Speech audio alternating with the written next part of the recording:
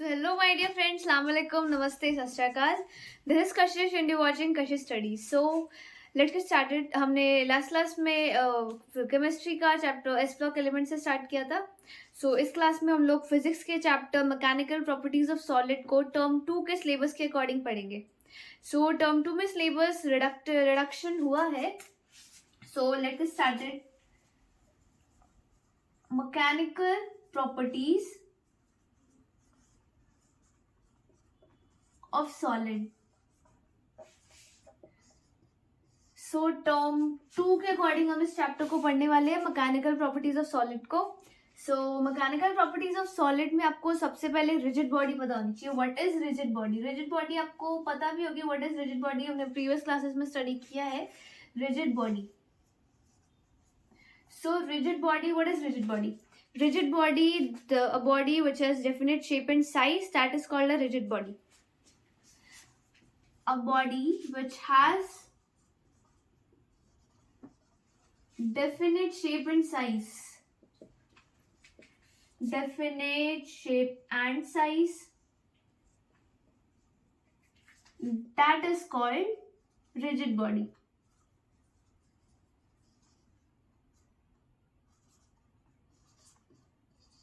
Rigid body. सो rigid body जैसे जिसका definite shape, जिसकी हम लोग शेप साइज चेंज नहीं कर सकते, that body is called rigid body. For example rigid body में जैसे ये बोर्ड है, this board is a rigid body because हम इसकी शेप एंड साइज ऐसे जस्ट प्रेस करके चेंज नहीं कर सकते. That is called a rigid body. Rigid body for example nearest approach, perfectly rigid body कोई भी फाइंड नहीं है, but nearest approach to perfectly rigid body is a diamond. Nearest approach to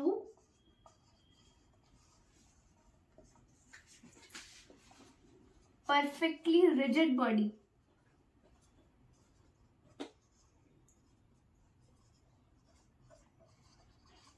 is diamond. Diamond जो है is a nearest approach to perfectly rigid body. Perfectly rigid body अभी तक found नहीं हुई है, बट नियरेस्ट अप्रोच डायमंड है.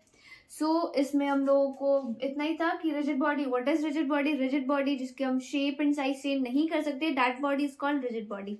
सो rigid body के examples में आगे आपका फर्स्ट ऑफ ऑल इस बोर्ड पे हम लोग लिख रहे हैं, this board is a rigid body. Board, अगर हम अपने आसपास की चीजें ले तो उसमें भी बोर्ड एक रिजिड बॉडी है. ये marker, this marker is a rigid body.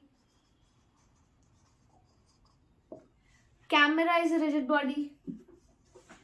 अभी हम सारे अपने आसपास की चीजें ले रहे हैं. Board is a rigid body, marker is a rigid body, camera and etcetera, बहुत सी चीजें हैं, वो सब रिजिड बॉडी है. Camera, board and marker, pen, pencil, phone, book, these all are rigid body, etc. So rigid body, this यही होते हैं. And now we are talking about elastic bodies. Elastic body, elasticity or elasticity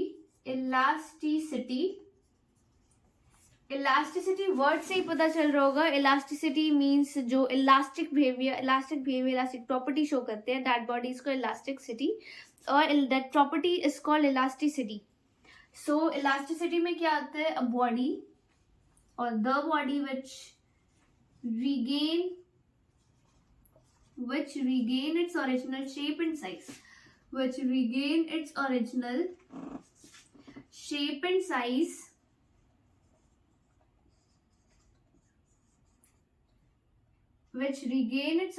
shape and size after removing deforming force.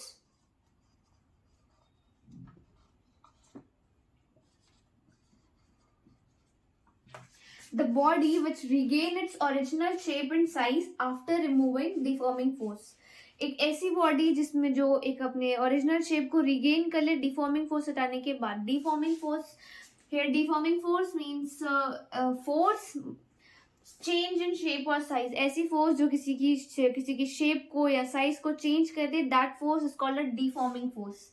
The body which regain its original shape and size after removing deforming force, that property is called elasticity. And that body, the body which shows elasticity, the body which shows elasticity or elastic behavior show करे, that body is called elastic body.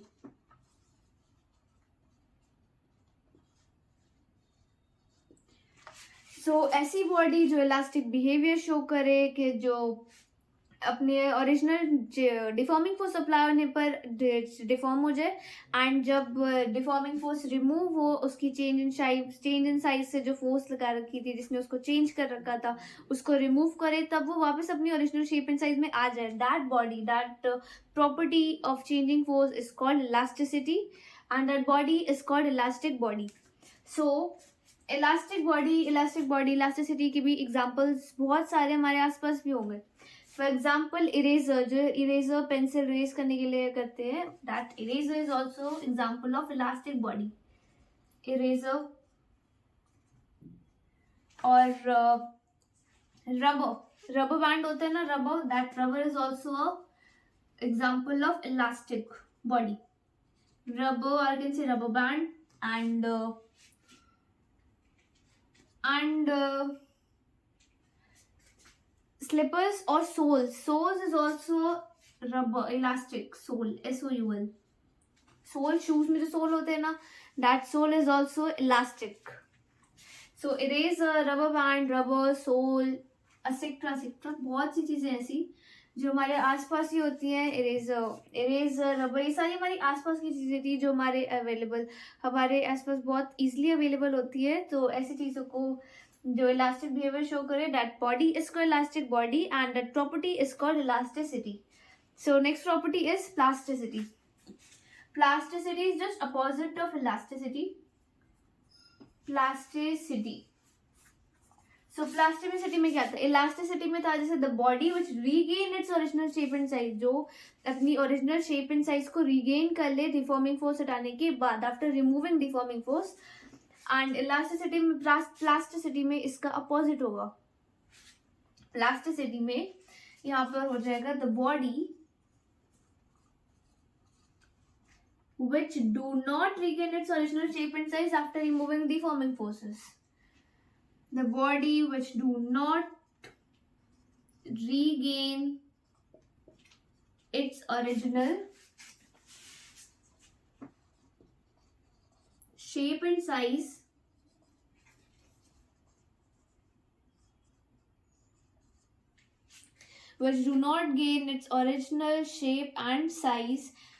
after removing deforming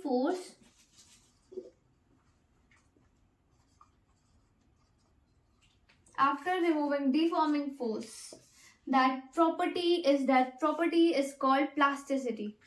Plasticity, and the body which shows plasticity or which show plastic behavior is called plastic body. The body which shows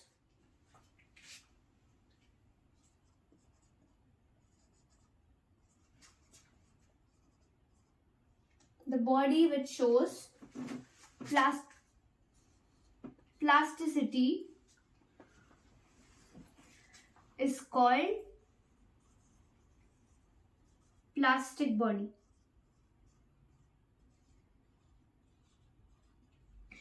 ऐसी body जो अपनी original shape and size को regain ना कर सके after removing deforming force, that bodies are called plastic bodies. So plastic bodies से examples में क्या क्या आएगा?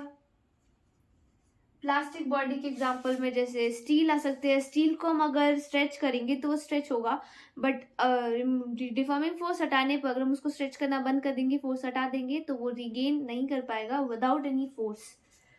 सो steel is an example. Steel, or you can say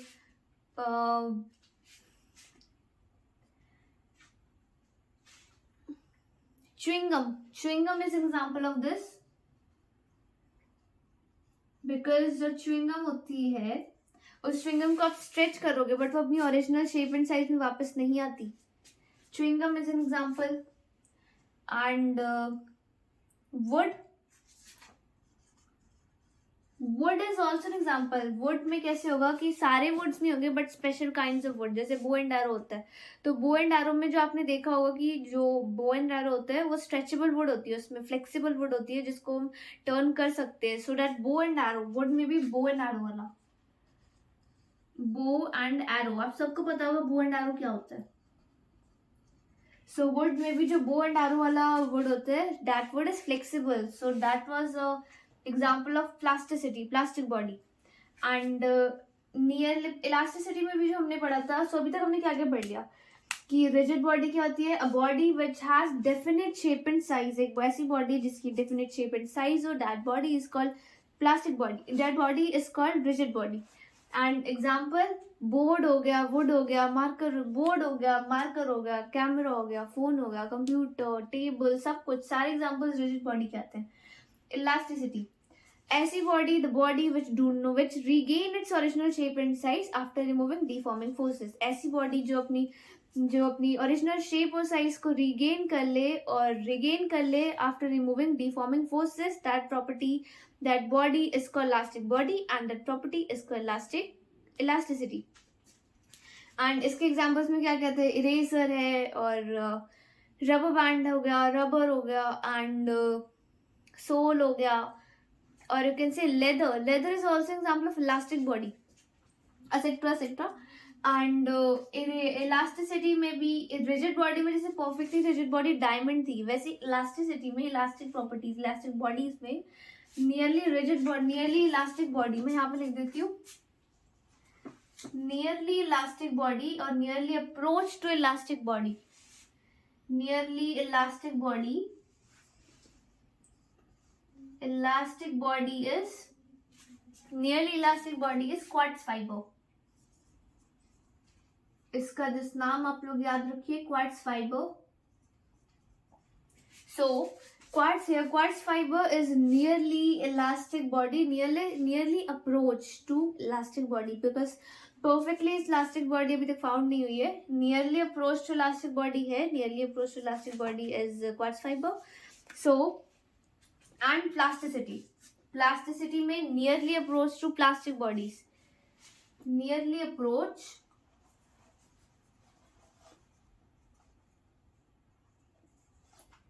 to plastic body,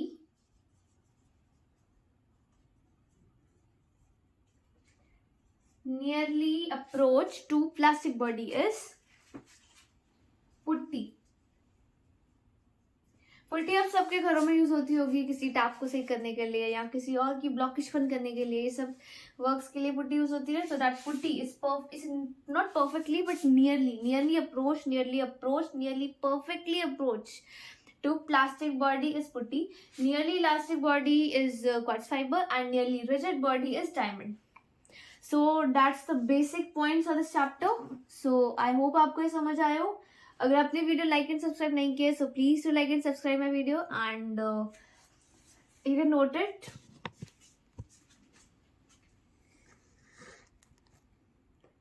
So अब हम इस चैप्टर में आगे देखेंगे कि व्हाट इज स्ट्रेस. इस चैप्टर में मेन पॉइंट्स तो ये स्ट्रेस, स्ट्रेन, ये basic points, basic and main points जिसमें पूरा चैप्टर डिपेंड करता है. That points are stress and strain. So हम स्ट्रेस पे आए पहले. Stress is the total internal restoring force, total internal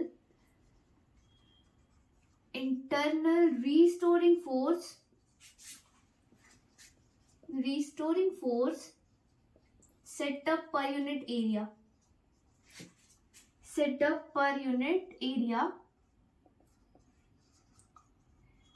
is called stress.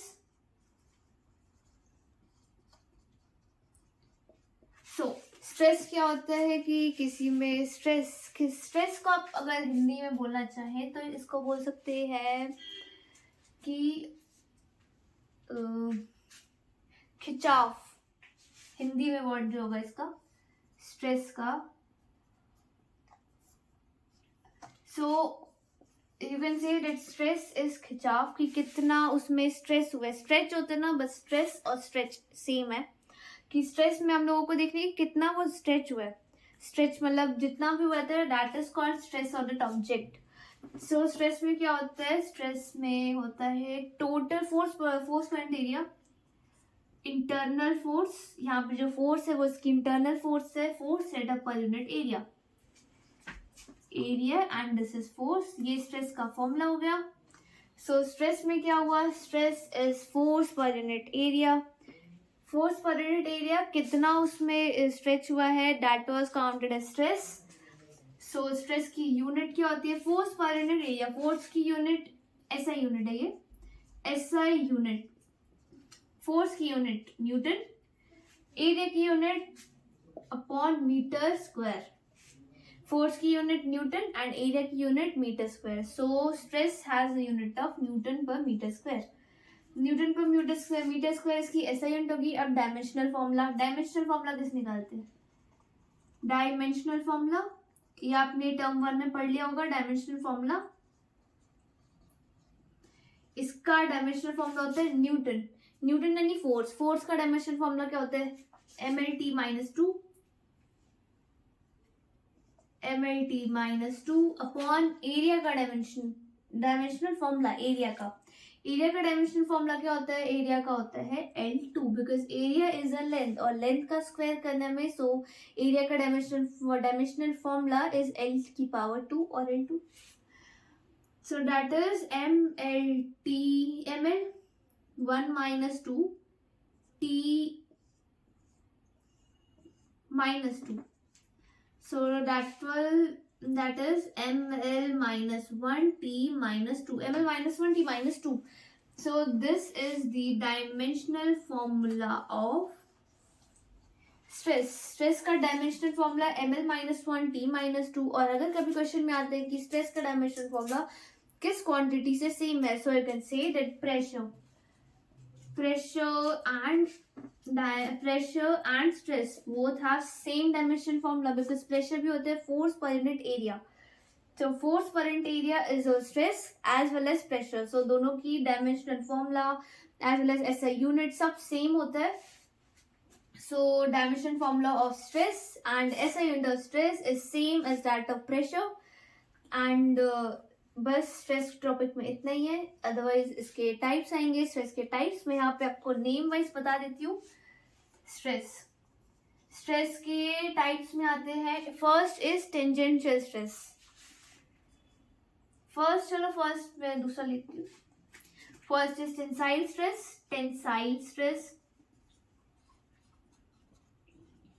These all are just types of stress. First, tensile stress.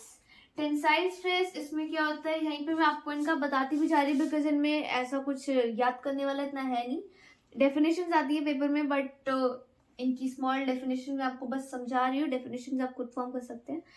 Tensile stress जिसमें जैसे elasticity में क्या था, elasticity में था कि a body which regain its original shape and size after removing deforming force. So tensile stress में क्या होता है, जैसे मैं आपको बताया कि स्ट्रेस का मतलब हिंदी में, इन हिंदी खिंचाव, तो कितना वो स्ट्रेच होगा, that is called it stress. So tensile stress में क्या है, उसकी लेंथ में इंक्रीज होना. जब वो किसी भी सब्सटेंस की, किसी ऑब्जेक्ट की लेंथ में इंक्रीज होता है, that was counted as tensile stress. Length में इंक्रीज हो रहे हैं, then that is tensile stress. जब वो किसी की चीज में, किसी की ऑब्जेक्ट में लेंथ में इंक्रीज होता है, सो लेंथ में इंक्रीज मीन्स टेंसाइल स्ट्रेस. और अदरवाइज टेंसाइल स्ट्रेस का फॉर्मूला है फोर्स पर यूनिट एरिया. सो किस फोर्स से इंक्रीज हुआ है एंड एरिया कितना इंक्रीज हुआ है, सब कुछ करके उसकी लेंथ में जब इंक्रीज हो रहा हो, किसी भी ऑब्जेक्ट की लेंथ में इंक्रीज होगा, then that is tensile stress. Second one is compressional stress.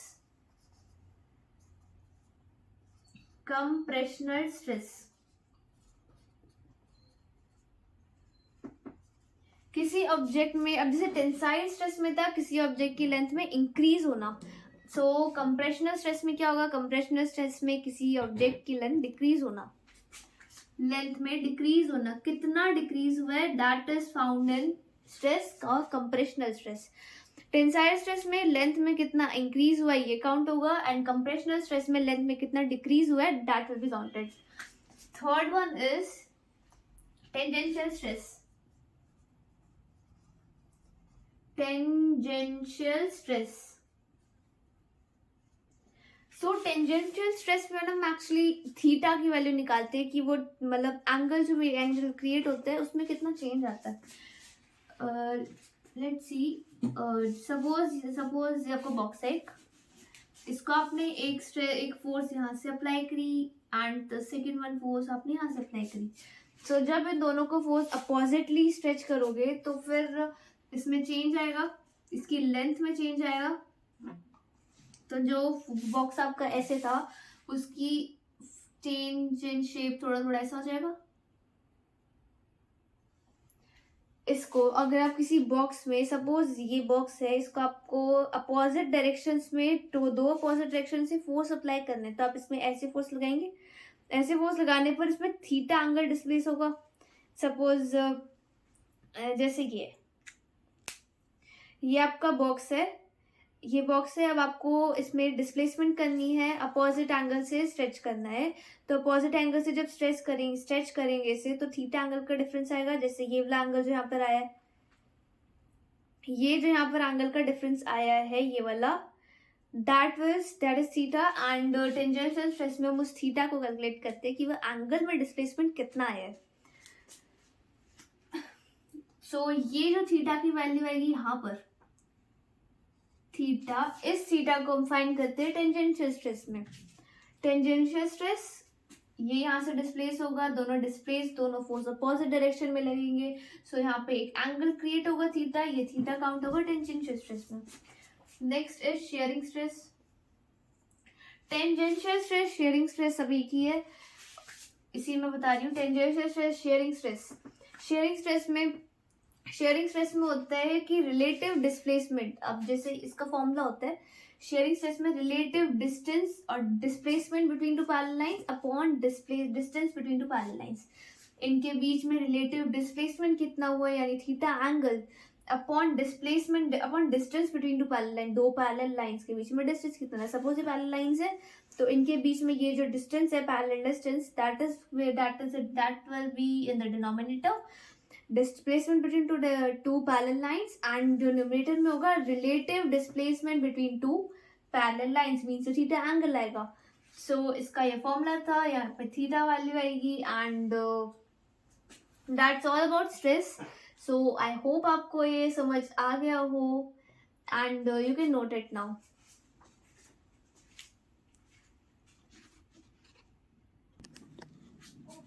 सो अब हम इसमें स्ट्रेन के बारे में बताएंगे. What is strain? So what is strain? Strain होता है कि मतलब जैसे ये पेन है, ये मार्कर है, इसमें थोड़ा सा इसको हमने स्ट्रेच किया, इसको हमने स्ट्रेच किया, इसमें स्ट्रेच करने पर स्ट्रेस प्रोड्यूस होगा. जब इसमें स्ट्रेस प्रोड्यूस होगा तो इसमें लेंथ में चेंज आएगा. तो हम लोग स्ट्रेन में बस इतना निकालते हैं कि मतलब उसमें कितना लेंथ में चेंज आए, चेंज इन लेंथ निकालते हैं, इंक्रीज इन लेंथ नहीं निकालते, change in length. So strain होता है, it is the ratio, it is actually a ratio, और रेशियो है so it is no SI unit. So it is a ratio of change in dimension upon original dimension, और change in dimension it is a ratio of change in dimension to the original dimension.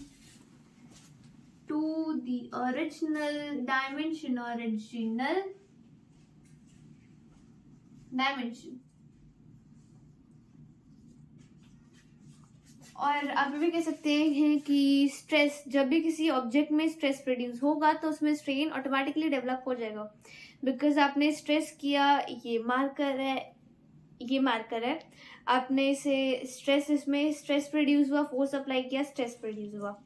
अब ये जो stress produce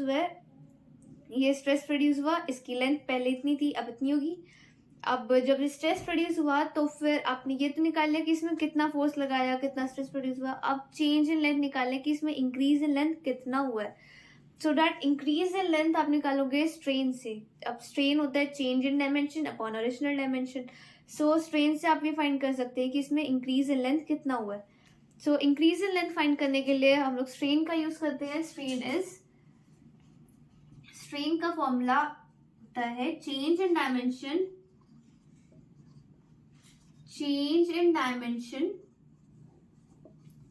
upon original dimension. Change in dimension upon original dimension. So this is the main formula to find strain. Strain आप इस फॉर्मूले से निकाल सकते हैं change in dimension upon original dimension से।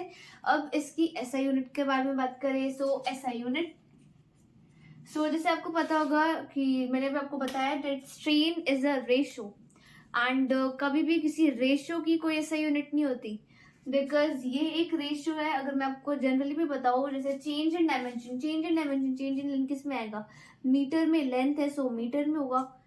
सो चेंज इन लेंथ जैसे metre में आया अपॉन ओरिजिनल डायमेंशन भी इसके अगर 1 मीटर 2 मीटर कितनी भी हो तो उसकी डायमेंशन कितनी है, वो है तो मीटर में। सो वो भी मीटर में होगा। So ultimately it will cancel. So जब ये कैंसिल होगा तो क्या बचा, no dimension. So SI unit, strain has no SI unit,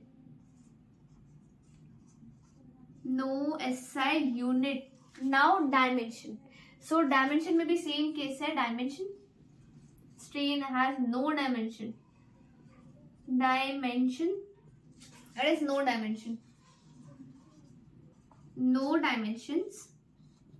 अब डायमेंशंस कैसे नहीं है, अब जैसे स्ट्रेन, ये तो चेंज इन डायमेंशन, लेंथ में इंक्रीज होगा, इंक्रीज और डिक्रीज जो भी है लेंथ में होगा।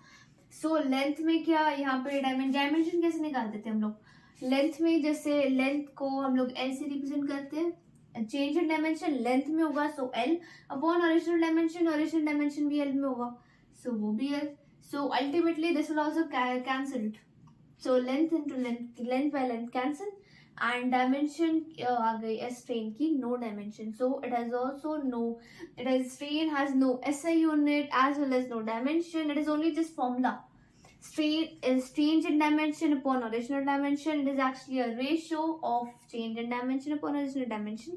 इससे हम लोग फाइंड करते हैं कि किसी भी स्ट्रेन तभी होगा जब उसमें स्ट्रेस प्रोड्यूस होगा मीन्स उसमें स्ट्रेन ऑटोमेटिकली डेवलप हो जाएगा।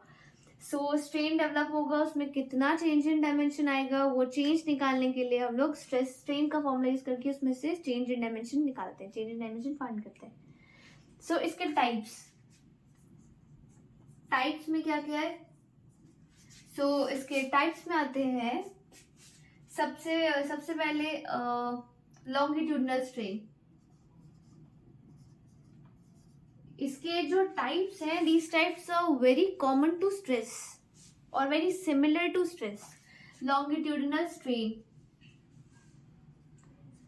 लॉन्गिट्यूडनल वर्ड ही स्ट्रेस से रिलेटेड, लेंथ से रिलेटेड होता है। सो लॉन्गिट्यूडनल स्ट्रेस जो है वो लेंथ से रिलेटेड होता है। सो लेंथ में क्या, लॉन्गिट्यूडनल स्ट्रेन में लेंथ जो इंक्रीज होगी डिक्रीज होगी जो भी होगा उसमें लेंथ में चेंज आना, और यू कैन से लेंथ में चेंज आना, किसी भी ऑब्जेक्ट की लेंथ में चेंज आने को, लेंथ में चेंज आना और कितना आना वो फाइंड करते हैं हम लोग लॉन्गिट्यूडनल स्ट्रेन से। लेंथ में चेंज आया, कितना चेंज आया, that is longitudinal strain. Second, volumetric strain. So volumetric strain में है किसी की वॉल्यूम में चेंज आना, वॉल्यूम में चेंज कितना आया है, वो चेंज हम लोग फाइंड करते हैं वॉल्यूमेट्रिक स्ट्रेन से। सो वॉल्यूम में चेंज आएगा then that is volumetric strain. Volumetric name से ही पता चल रहा है वॉल्यूम में चेंज होगा, so that is volumetric strain. Third, sharing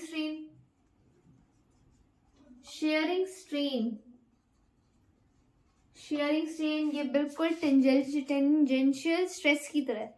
tangential stress में थीटा एंगल डिस्प्लेसमेंट हुआ था, सो वो थीटा फाइंड करते थे हम उसमें।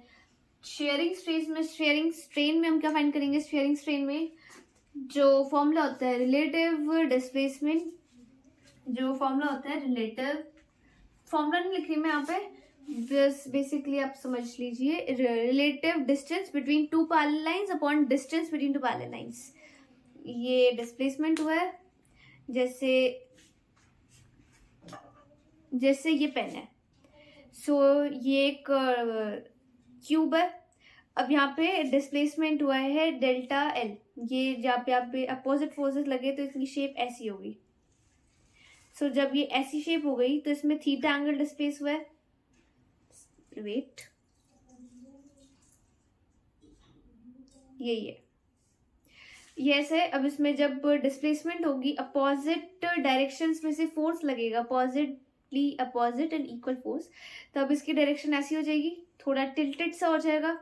तो अब जब ये टिल्ट हो जाएगा तो इसमें थीटा एंगल डिस्प्लेस हुआ है। अब जब ये थीटा एंगल डिस्प्लेस होगा इसका, सो ये जो थीटा एंगल कितना आया है, दैट एंगल, ये एंगल हम लोग निकालते हैं शेयरिंग स्ट्रेन से।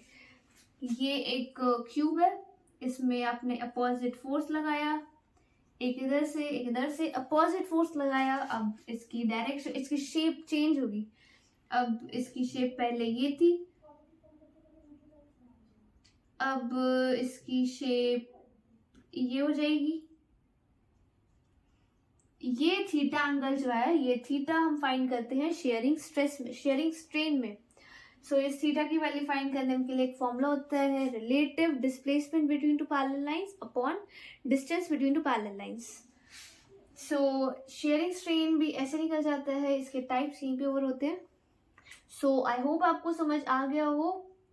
अगर आपको कोई भी डाउट होता है तो आप कमेंट सेक्शन में पूछ सकते हैं, एंड प्लीज मेरी वीडियो को लाइक एंड सब्सक्राइब कीजिए, so you can note it now.